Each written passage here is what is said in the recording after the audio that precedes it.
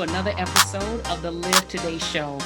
I'm your host, Dr. Cherie, and the proud founder of the Live Today Foundation, where our mission is to provide joy and inspiration to cancer patients and survivors living with lymphedema. We are so fortunate to have CAN TV Channel 21 as our venue to express and provide information that needs to be given to patients living with lymphedema, those cancer patients that are newly diagnosed, that are concerned and afraid of what this disease could do for them in their lives.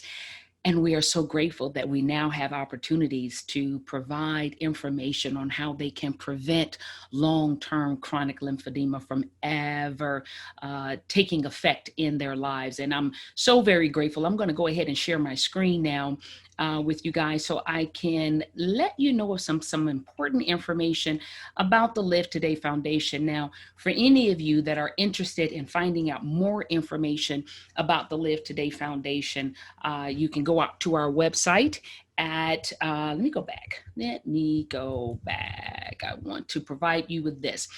If you want to find out more information about the Live Today Foundation, go out to our website at www.live-today.org. You can find out all types of information on how to prevent lymphedema. If you already have it, how to live with lymphedema, the precautions you need to take, additional resources, and it provides some more detailed information in layman's terms about what the disease is and what it will mean for you in your life, both financially, physically, emotionally, some of you even spiritually. If you have any questions or you know of someone in need of free compression garments, these are under-resourced individuals who are uninsured or underinsured. They are cancer patients and or cancer survivors living with lymphedema, whether it's in the upper extremity or the lower extremity. Please shoot us an email at info@live-today.org. Let us know that you are in need of compression garments. We will send you out a very brief application, gather just a little bit more of information from you, and then send you the information that you need to get you into a brand new pair of free compression garments by one of our wonderful partners. And if you have any additional questions and say email is not your forte, you can always give us a call at 754-220-0234. And if you are out on social media, please follow us. You can reach out and ask questions there. You can comment on any of our shows that are posted or any of the additional resources that we post out on social media that we may not get the opportunity to express in our shows. Go out and follow us on Facebook, Instagram, and Twitter at livetoday.org. That is livetoday.org. And also follow us on YouTube. If you happen to miss any of our TV shows, go out to YouTube. They are all posted there. And sometimes I have the opportunity when I am out and having other speaking engagements about lymphedema and or webinars or training sessions. You can also find them on our YouTube channel. Just search for Live Today Foundation. Now today, guys, I want to talk to you about living with lymphedema. It's a challenge. And the resources that are available to us now, had they been available when I was first diagnosed with cancer, I very well could have still been practicing clinical medicine today. But now I am in long-term compression garments that I will be wearing for the rest of my life. And I'm doing everything I possibly can to prevent anyone else from having to live with chronic lymphedema, if it is at all possible. But before we get into it a little bit more, just to refresh your memory of what lymphedema is. So we know that lymphedema can develop when there is damage to any of the lymphatic system or disruption in the lymphatic drainage. Your lymph fluid, it drains into your soft tissue, which causes swelling. This can happen anywhere in the body, but most commonly in the arms and the legs. Cancer surgeries, radiation treatments, and other medical conditions, including chemotherapy, raise the risk for lymphedema. And the reality is that, 1 in 3 of at-risk cancer patients will develop secondary cancer-related lymphedema in their lifetime. Usually you will see it arise within the first 3 years of treatment. And it is most common for women who have been treated for breast cancer like myself. Now, Causes and risk factors for lymphedema include breast cancer surgery.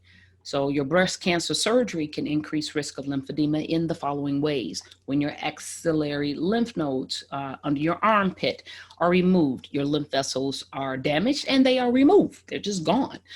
Surgery, when surgery is followed by radiation and chemotherapy. I received surgery, chemotherapy, and radiation. Radiation therapy can cause increased inflammation to the skin, requiring an increased lymphatic load. Radiation damages the top layer of skin and decreases drainage. And the decreased drainage, rather, is due to the reduced ability of the skin to be able to stretch. That's why you start seeing that severe, significant swelling that just never resolves. Chemotherapy can cause fibrosis, which is abnormal scarring to the lymphatic vessels, resulting in impaired transport of lymph through the system. So there are just a number of insults that your body can receive and undergo when you are being treated for your breast cancer. And understandably, we want the cancer gone. We want everything to be done that will increase our chances for survival.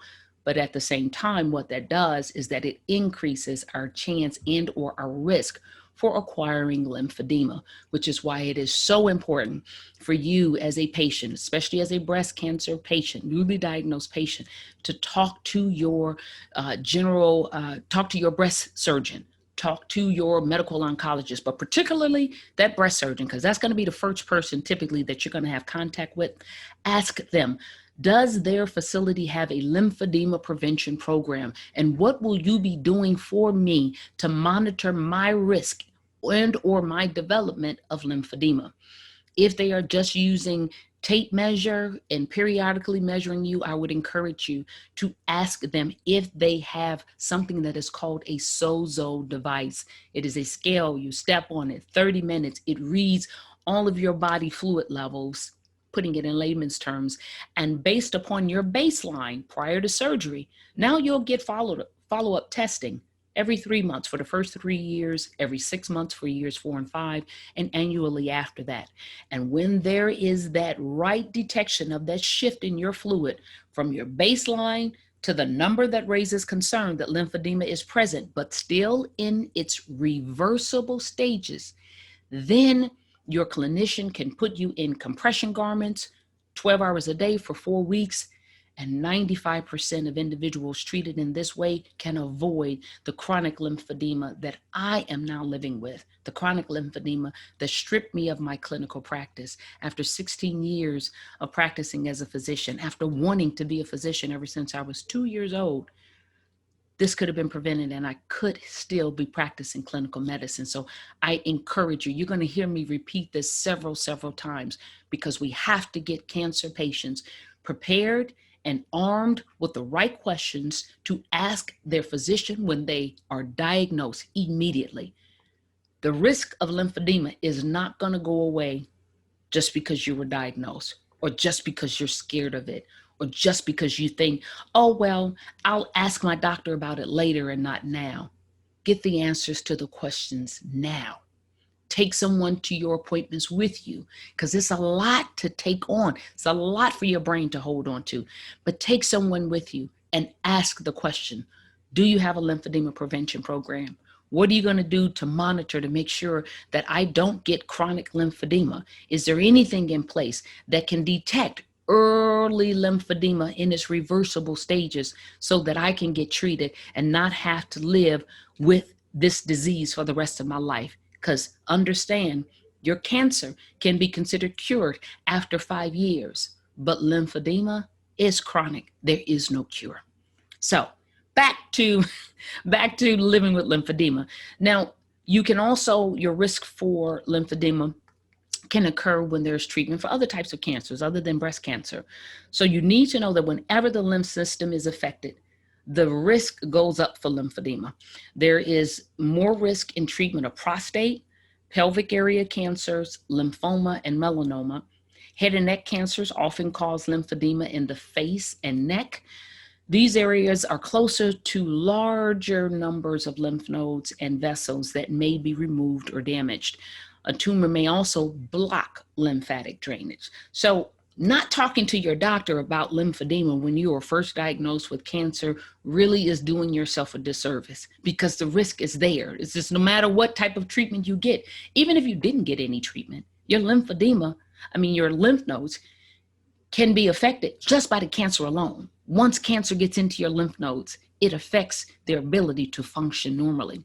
Therefore, you increase your risk for developing lymphedema. So again, not talking about it and not asking the questions, it's not going to make it go away. But asking the questions can certainly arm you with the tools and resources necessary and needed so that you never have to live with this chronic disease ever in your life. So when does lymphedema show up after cancer treatments? Lymphedema is unpredictable, which makes it a frustrating condition. It may occur right after your cancer interventions, or it may happen months or even years later, but usually within the first 3 years after treatment is when most of the cases of lymphedema arise. But depending on the type of surgery and cancer treatments you receive, you may never experience lymphedema. Only 1 in 3 at-risk cancer patients will develop secondary cancer-related lymphedema in their lifetime. So maybe you're the 2 out of 3, but oh boy, don't take that risk and chance and thinking, well, I just won't ask the questions. I don't need to be a part of a lymphedema prevention program because I won't get it. I promise you, that's not the way to think. So it is important to tell your physician right away if you notice any symptoms. So how is lymphedema diagnosed and tested? Well, if you notice any signs of swelling after cancer surgery that involve lymph node removal, contact your healthcare clinician, whether that is your physician and or other healthcare practitioner right away. At your visit, your physician will do a physical exam to check for swelling. You may be asked to do imaging tests, which are non-invasive, non-surgical. These can help find problems with your lymphatic system. Imaging tests may include lymphoscintigraphy. It is a test that pretty much injects dye into the web spaces of your hands and your feet. We monitor and look for how the lymphatic flow is picked up with that dye, and we're able to see how your lymphatic drainage is occurring in all of your limbs and in your trunk. And for me, I had a lymphoscintigraphy. It is a very uncomfortable test. I would have to say that of all the testing that I have ever received for any and every condition I have ever experienced in my lifetime, that was probably the most painful procedure I've been through. Sometimes you just have to get it in order to make the definitive diagnosis. I'm just saying, if you do the proper thing and ask the questions at the beginning, you really want to avoid ever having to go through a lymphoscintigraphy. But it is very diagnostic and can really affirm your diagnosis of lymphedema and just how much your limbs and or trunk are affected. You can have a Doppler ultrasound. That's going to look at blood flow and pressure by bouncing off high frequency sound waves off of red blood cells. And then it can also detect and be able to appreciate what could be causing the swelling. Where is the blockage occurring? Sometimes they may do an MRI. Sometimes they may do a CT scan. I think most of us are pretty familiar with those types of testing. But I want to talk to you about the Bio Impedance Spectroscopy. This is what is used on a SOZO device, and it is a non-invasive test that measures a patient's total body water, extracellular and intracellular. Many clinics and facilities now use this test for patients at risk for lymphedema, and with regular routine assessments taken to check for any changes in volumes, it's been shown to be able to detect lymphedema before any visible signs of swelling. Listen to me, please hear me. If you are a cancer patient, by the time you notice, you can see, and sometimes you're going to be able to pick it up even better than your doctor or your clinician because you know your body. So the moment you're able to appreciate swelling in your extremities, it's too late. It is non-reversible. You are beyond the stages of being able to reverse it. So it becomes chronic. Then you need to jump on your physician, getting the proper referral over to physical therapy with someone that is trained in the lymphatic system so that they can get the proper treatment to reduce your swelling as much as possible, get you either into your compression garments and or a pneumatic device that's going to help with reducing the swelling during the evening, or sometimes people have to use this pneumatic device throughout the day. But with Bio Impedance Spectroscopy and this SOZO device, that big scale I had mentioned before, where you just stand on it, put your hands, your feet on it, 30 seconds, it measures you, measures your total body water. You get a baseline prior to surgery. And then throughout your treatment, you are follow-up tested every 3 months for the first 3 years, every 6 months for years 4 and 5, and then annually after that. The moment we're able to detect that there has been a change in your total body water volume, when it reaches that critical level that indicates that lymphedema has indeed set in, but it's going to be before you see actual swelling, then we're able to put you into compression garments 12 hours a day for 4 weeks, reverse the effect of having chronic lymphedema. Then now you're able to live out your life without ever having to live with replacing and purchasing 2 sets of compression garments every single year for the rest of your life. So how do I treat my lymphedema? Treatment varies depending on the stage and the cause of the condition. Now, physical treatment is the standard, though antibiotics may be prescribed for infections, because with lymphedema, you get a little scratch, it's not treated appropriately, not covered, bacteria sets in, poof, you get an infection. It's called cellulitis. It gets red, it gets warm, it gets tender, it gets hot. Antibiotics are needed in order to treat that infection. And they can include a number of different antibiotics. Some people think that because there is swelling, oh, well, I have hypertension and I have a diuretic, I got a water pill. I'll just double up on my water pill and that'll help take care of the swelling. Diuretics do not help with the lymphatic system, because it's not water that you're trying to get rid of. It's the lymphatic fluid, and it is made up, its consistency is different. It contains proteins, and so your diuretic pills will not do anything for your lymphedema. So don't at all try them. It's just going to make you go to the bathroom more. It may affect the condition that you were originally taking the diuretic pills for. It's just not a good idea to try to self-treat yourself. Can lymphedema be cured? As of now, there is no cure for lymphedema. However, symptoms of the swelling and pain and discomfort, they can be improved with proper management and treatment. That is the compression garments, that is manual lymphatic drainage done by a physical therapy and or occupational therapy therapist trained in lymphedema management and certified to treat patients with lymphedema. I also mentioned pneumatic devices could help with your swelling. Some people ask, can painkillers relieve the lymphedema pain? There is some school of thought out there, and some physicians still believe that lymphedema is not painful. Let me tell you now, as a physician who has lymphedema and has lived with lymphedema now for, oh my goodness, 10 years, lymphedema is painful. So if you're experiencing pain as a lymphedema patient and you have a physician telling you, well, the pain is not caused by lymphedema, I'm going to be honest with you now, find another physician, because he or she is not, they don't know what they're talking about. But yes, you can have pain with lymphedema.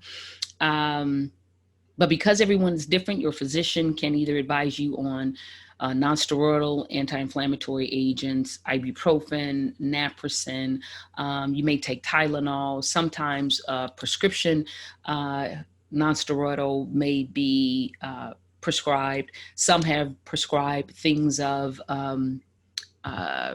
other conditions that use medications that are prescribed for other conditions that are off-label, like gabapentin or Neurontin could be used to help with the pain for your lymphedema.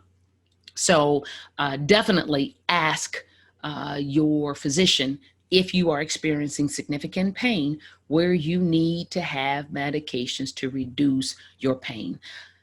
I hope that the information that has been provided to you today has been helpful. Living with lymphedema is very difficult, and I understand that resources are not always necessarily readily available, but I am so thankful that there are a number of other nonprofit organizations that are out there putting out information about how to diagnose it, how to treat it, how to manage it. I'm so very grateful for our partners also making information aware, accessible, and increasing awareness about lymphedema and how to treat it. So you got to go out to their websites too. So go out to our website.